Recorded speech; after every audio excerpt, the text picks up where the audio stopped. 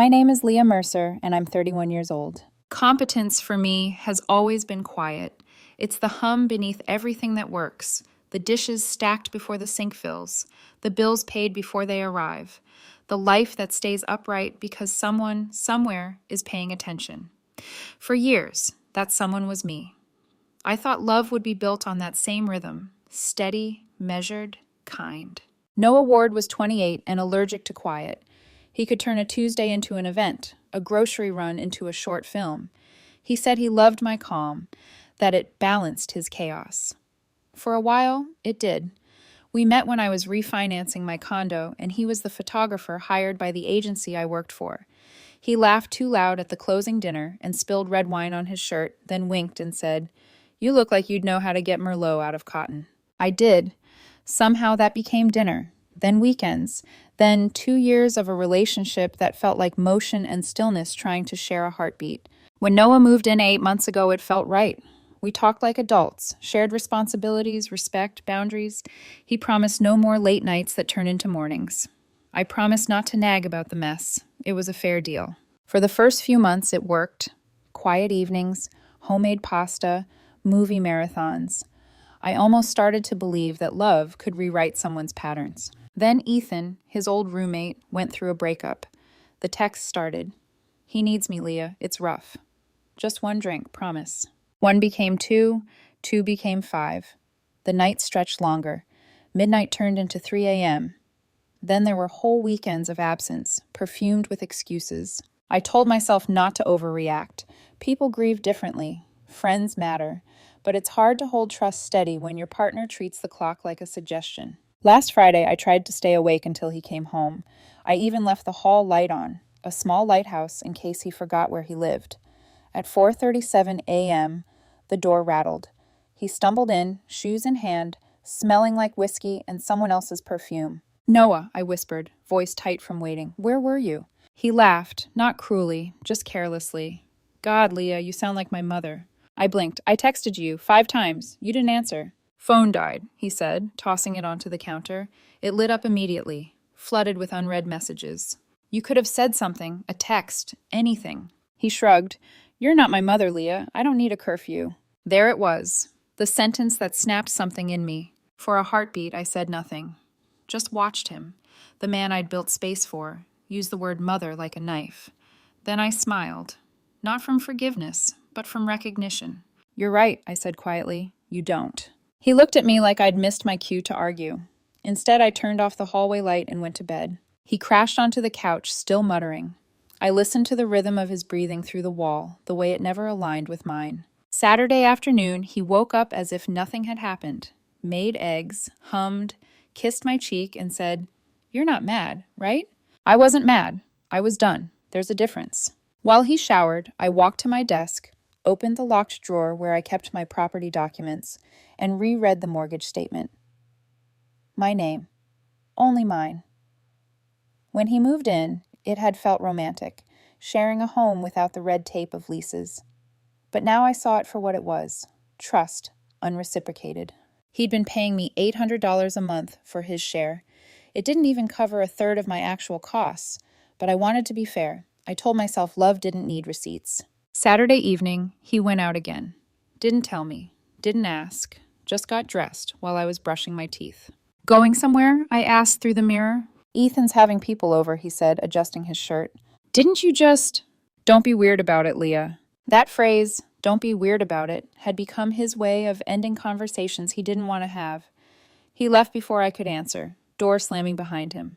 I stood in the empty hallway for a long time, toothbrush in hand, thinking about how strange it was to feel lonelier beside someone than alone. That night, I drafted an email to myself. Subject line, exit plan. Inside it, just one line. He's right. I'm not his mother, but he's in my home. I slept lightly, listening for the sound of his key in the lock.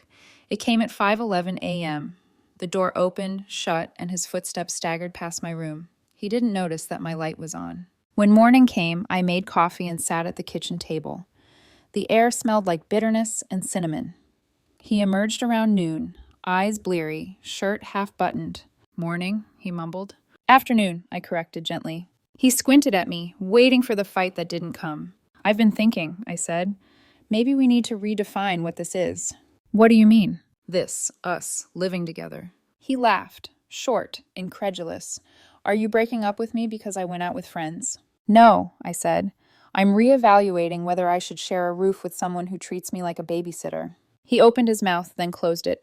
You're overreacting.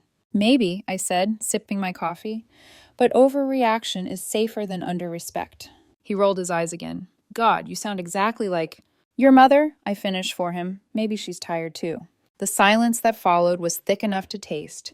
He grabbed his jacket and left without another word.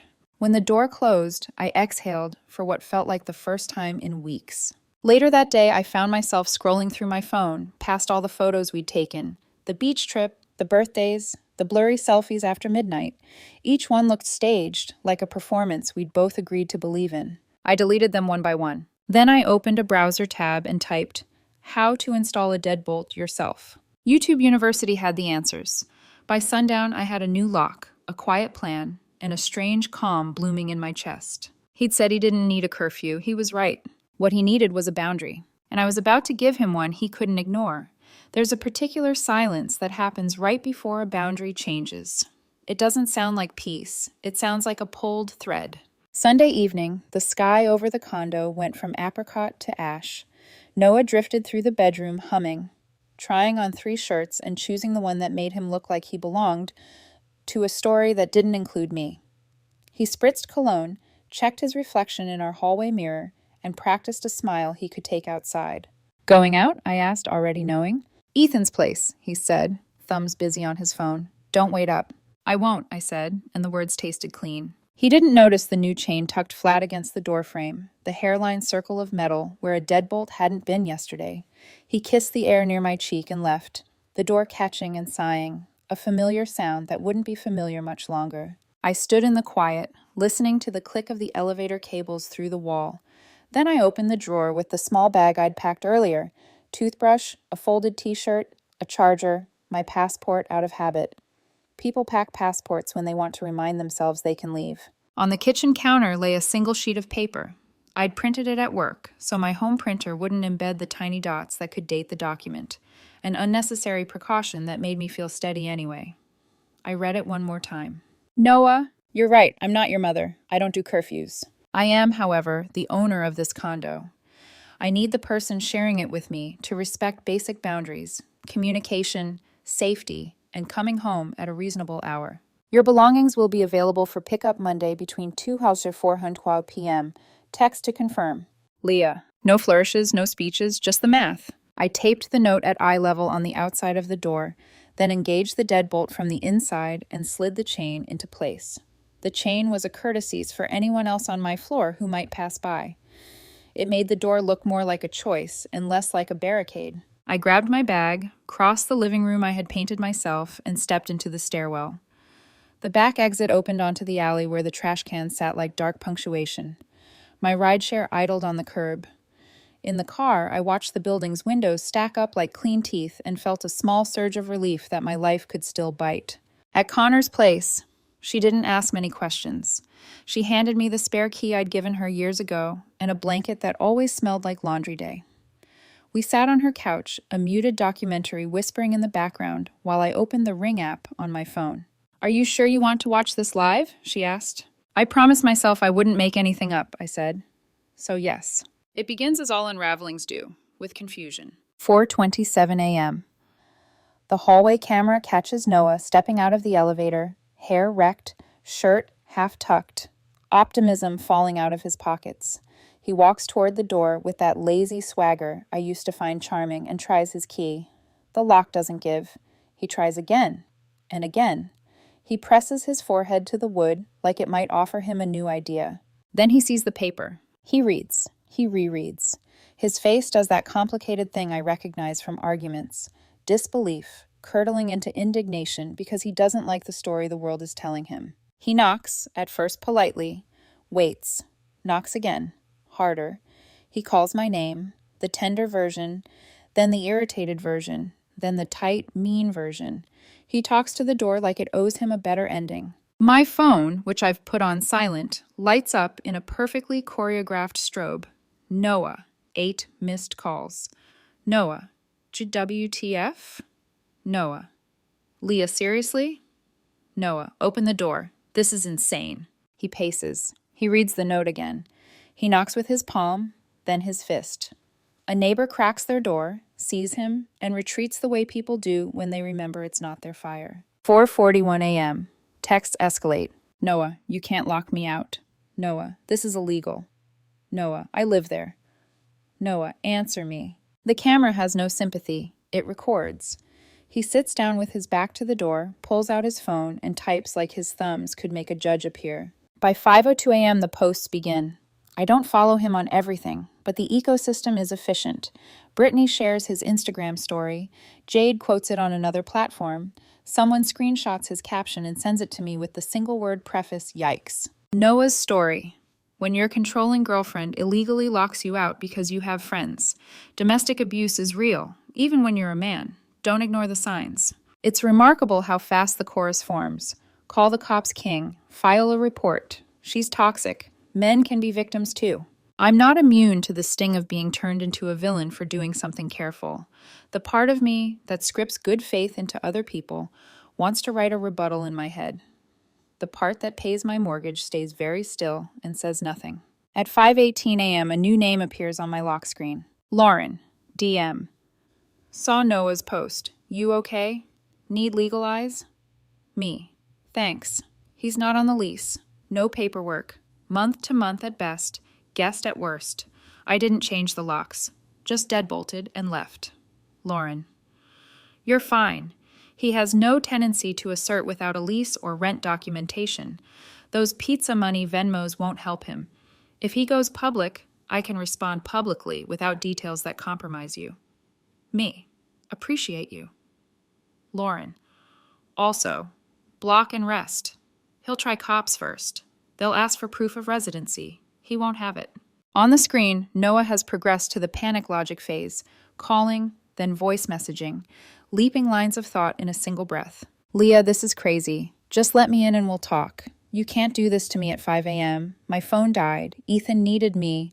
I told you this weekend was rough. You're blowing it out of proportion. You always do this when you're anxious. This is abusive. I'm calling the police. I swear to God. He stands. He kicks the base of the door, then apologizes to it as though the door might be charmed back into forgiveness. 5:46 a.m. He calls his mother. The hallway turns into a stage for a quieter drama, a grown man pitching his case to a soothing voice he puts on speaker. I can't hear her words, but I can hear his tone flatten into the small boy who believes adults run the world and will fix it for him. By sunrise, his energy frays. He tries the key one more time, then leans his head against the note. For a brief instant, he looks like someone who might understand a lesson the first time it's taught. Then he straightens and takes a photo of the note. The caption goes up before he reaches the elevator. Proof. She threw me out. He leaves out the part where Monday 2:04 p.m. still exists like a door he refuses to open. When the feed quiets, real morning begins. Connor hands me a mug that says we keep the receipts. Neither of us laughs. I should go home and box his things, I say. Do you want help? I want order, I say, which is a different kind of help. We drive back mid-morning when the building is awake and boring. Inside, the hallway smells like coffee and detergent. No trace of the 4 a.m. play performed outside my door. The note is gone. A small square of tape remains, the way bandage glue lingers after a wound has decided to stop bleeding. I open the door. My home is still my home. Light sliding across the floorboards, the plant in the corner bravely alive. I put on gloves and begin. His closet first, then the bathroom cabinet. I move like a surgeon who knows what to save and what to leave. Avoid the temptation to read his scribbled notes, his old birthday cards. Avoid the archaeology of heartbreak. By noon, there are 4 boxes and 1 garment bag lined up inside the door. I tape a list to the top of each so there's nothing to argue about later. Shoes, pants, toiletries, camera gear, my key, personal. I set his coffee grinder aside. I never liked the sound it made before dawn. I text him. Me, your belongings are packed. Pickup window remains Monday, 2 to 4 p.m. Please confirm. Noah. This is so messed up. You can't do this to me. I've been paying rent. Me. You've been contributing to shared expenses as my boyfriend. No lease. Noah. I'll bring a lawyer, me. Bring whoever you need. The building manager emails me. Short, supportive, careful. He received a complaint in the night suggesting I was running an Airbnb. He knows it's nonsense. He's seen me live here and water that stubborn plant. He thanks me for keeping things off the common areas and asks me to inform security if I expect an escalated pickup. At 1:06 p.m., Lauren texts again. Lauren, if he brings police, it's a civil matter. You can meet them outside with the boxes and your deed on your phone. Don't let anyone in. Keep language simple. Don't argue about feelings. Stick to facts. Me. Copy. Lauren. Also, screen record his stories. He's defaming you. We may need receipts later. Me.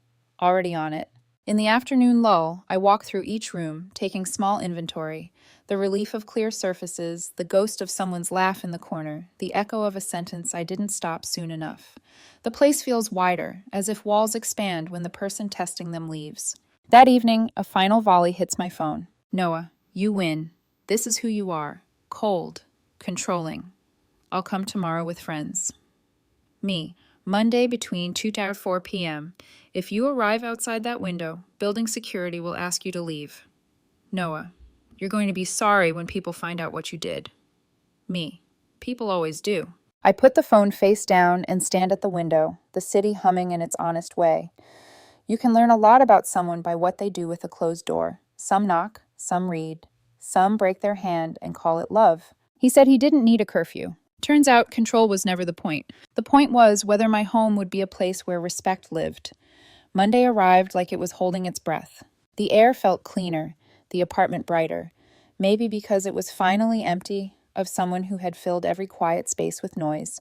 I brewed coffee, opened the blinds, and waited for 2 p.m. At 1:47, the elevator bell chimed, right on cue. Noah wasn't alone. Through the peephole, I saw him standing there with his entourage. Ethan, Jade, a random broad-shouldered guy I didn't recognize, and Noah's mother, Karen, on FaceTime, her voice echoing through the hallway like a lawyer who hadn't read the brief. I opened the door halfway. The boxes were stacked neatly behind me, labeled in black marker. Noah, I said, calm as marble, your things are here. You can take them and go. He blinked like I'd spoken another language. You're not even going to let me inside? No, this is a pickup, not a reunion. Ethan snorted. Come on, Leah, let him get his stuff. You don't have to act like this. Everything that's his is in these boxes, I pointed. If I miss something, he can email me a list. I'll check. Karen's voice crackled through the phone. Young lady, this is highly inappropriate. You cannot just throw my son out onto the street. I looked straight at the screen. Mrs. Ward, I didn't throw him out. He walked himself there. Noah's jaw tightened. This is ridiculous. You went through my things. I packed what belonged to you. Everything else stayed. If there's something questionable, I left it for you to decide. He folded his arms. You can't do this. It's illegal. Then call the police, I said softly. They'll explain it to you. Jade scoffed. This is because you're bitter. He told us you've been controlling him for months. That's one version, I said. Mine's written in mortgage documents. I held up my phone, displaying the property deed with my name alone. The random guy stepped back. Ethan muttered something about just load the boxes. They started carrying them out, whispering to each other like teenagers caught sneaking out after curfew. Noah tried to stand his ground. You think this makes you look strong, Leah? It just shows you can't handle a real relationship. I'm not handling anything anymore, I said. That's the point. When the door finally shut behind them, I leaned against it for a full minute before exhaling. The silence didn't feel empty, it felt earned. The next morning, a knock rattled the door at 7:12 a.m. 2 uniformed officers stood outside, Noah behind them, with the practiced look of a man convinced he was finally right. Ms. Mercer, the taller officer said, polite but rehearsed, this gentleman claims he's been illegally evicted from this residence. I see, I replied, handing him my phone with the deed open. I own this unit. He was never on a lease. Ma'am, do you have any documentation of his tenancy? Mail? Contract? Noah stepped forward. I've been living here for 8 months. I paid rent. The shorter officer glanced at him. Do you have proof of rent payments? Venmo, Noah said quickly, opening his app. He scrolled, thrusting the screen forward. The officer squinted. These say pizza fund, for wine, and Netflix subscription. Nothing about rent. Noah's mouth opened, then shut. So, the tall officer said gently. This looks like a civil matter at best, not an illegal eviction. Noah sputtered. She changed the locks. I deadbolted from inside for safety, I said. His key still works. He's free to use it if he ever lived here, which he didn't. The officers exchanged a glance, clearly done. Sir, you'll need to take this to small claims if you think there's an issue. Otherwise, this isn't a police matter. When they left, Noah stood there, red-faced. You'll regret this. I already did, I said. That's why I stopped. He stormed off, and I thought it was over. It wasn't. By noon, my building manager called. Leah, he began carefully, we received a complaint about possible Airbnb activity in your unit. Multiple people entering and leaving at odd hours. Of course. You can check the footage, I said. I have Ring videos for the past month. It's just me and my ex. You'll see who's been coming and going. I emailed him the clips. He replied an hour later. Thanks for clearing this up. For the record, your ex tried to convince front desk security that he still lives here. We've added him to the restricted access list. I almost smiled. Almost. That evening I checked social media. The narrative had evolved. Noah's TikTok caption. When your narcissistic ex locks you out, ruins your life, and calls it boundaries. 50,000 views overnight. Comments scrolling faster than cents. Bro, she's crazy. Men deserve safety too. Call a lawyer, King. Why didn't she put you on the lease though, lol? By morning the wind had shifted. Wait, no lease? Sounds like you were just crashing. 8 months and no mail? Bro, you were a guest, not a tenant. Team Leah. The internet giveth and taketh away. By lunch, he'd deleted the video. Wednesday afternoon, a new number texted me. This is Thomas Garrett, attorney at law. I represent Mr. Ward regarding his illegal eviction. Please contact me immediately. I forwarded it to Lauren, my lawyer friend. Me. You still free for a quick favor? Lauren. Tom Garrett, the billboard guy? He handles car accidents, not leases. Let me.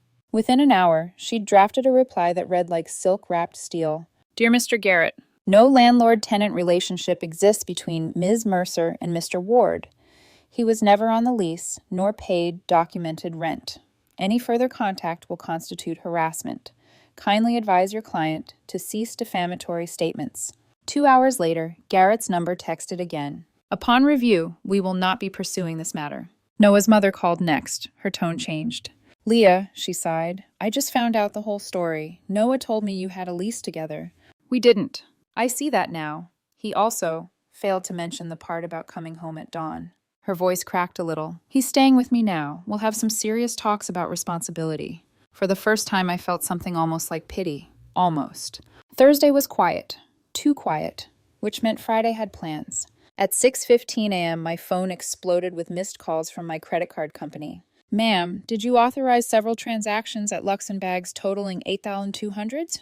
My stomach dropped. Noah. He'd used my saved card information, back when he'd order food on my laptop for our date nights. I logged in. Designer bags, shoes, jewelry.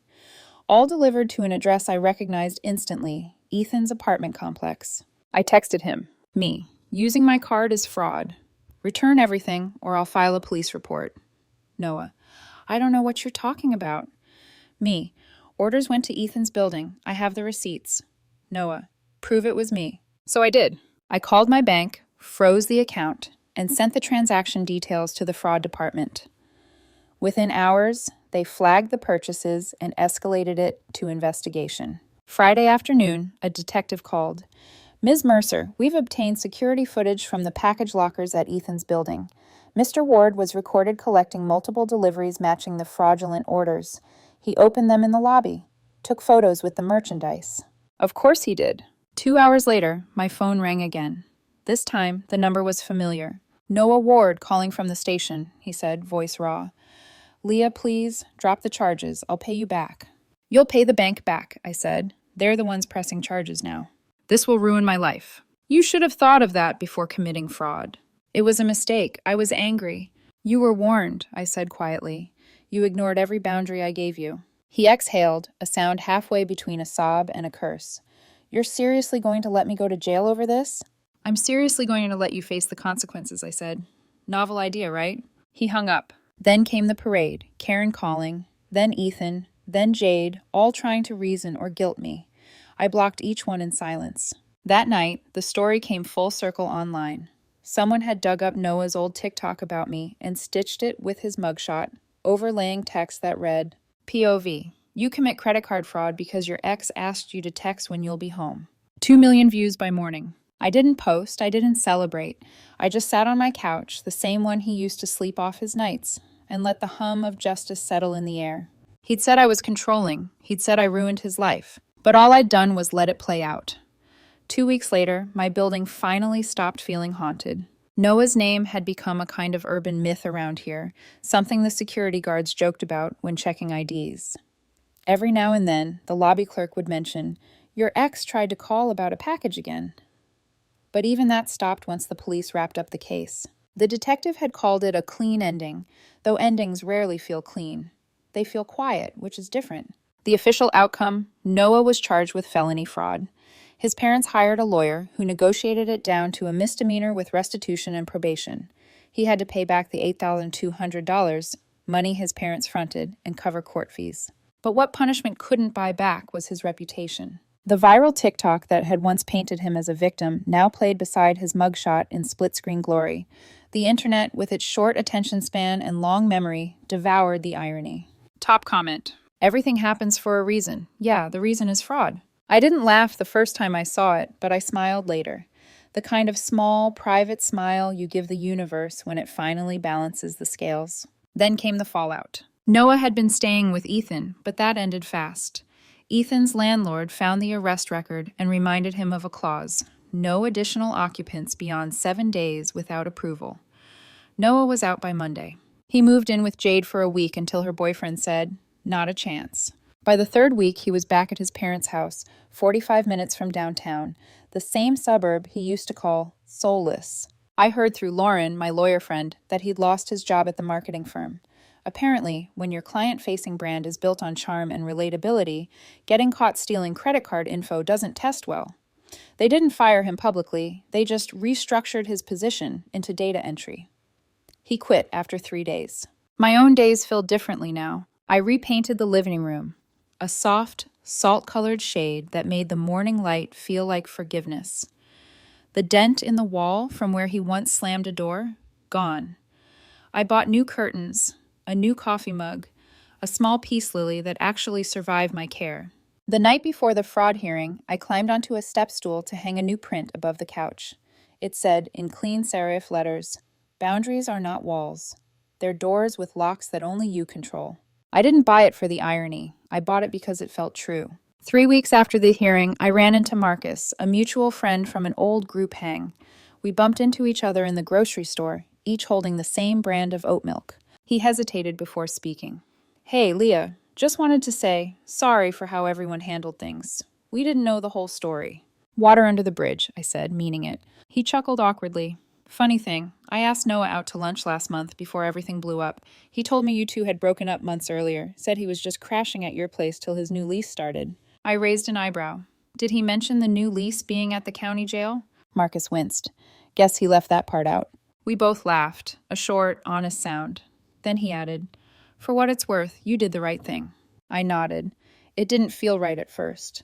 It felt like grief disguised as paperwork. But it got easier once I realized boundaries aren't cruelty, they're maintenance. Life, once again, became structured in small, manageable routines. Work, yoga, grocery runs without the tightness of checking my phone every hour. I even went back to my climbing gym, the one I'd avoided when everything blew up online. That's where I met Evan. He wasn't dazzling like Noah. He didn't stage his smile or curate his angles. He just climbed with quiet focus and offered to spot me one evening when my grip slipped. When I apologized for sweating too much, he laughed and said, "If you're not sweating, you're not trying." He texted later that night. Simple, grounded words. "Home safe. Thanks for the climb. You were great. Not you're amazing or can't stop thinking about you. Just home safe." It was such an ordinary kindness that it startled me. A month later, I got a message from Karen, Noah's mother. "Hi, Leah. Just wanted to say thank you for handling things calmly. Noah's finally getting counseling. He's taking accountability, slowly. I know that doesn't erase what happened, but I thought you'd want to know." I typed, "I wish him the best," and left it at that. That night, I scrolled through social media. Noah's profile, once all flash and filters, was quieter now. His bio no longer said independent soul. city life, big dreams. It said, "Everything happens for a reason." I almost laughed, but not out of cruelty, more like relief. Because maybe he was right this time, even if he didn't know what the reason really was. Saturday morning sunlight slid across my kitchen counter, catching the edge of my new mug, the one that said, "We keep the receipts." I poured coffee and thought about how strange it felt to be free from someone I used to plan meals around. For months, I'd mistaken patience for love and boundaries for punishment, but I've learned that quiet can be its own kind of applause, the sound of a life rearranging itself into peace. Noah used to say I was too composed, that I didn't fight for things enough. But some people confuse stillness for surrender. It's not. It's calculation. It's choosing not to wrestle with someone who thrives in chaos. He said he didn't need rules. Maybe that's true. But life has them anyway. And the best ones are the ones you write for yourself.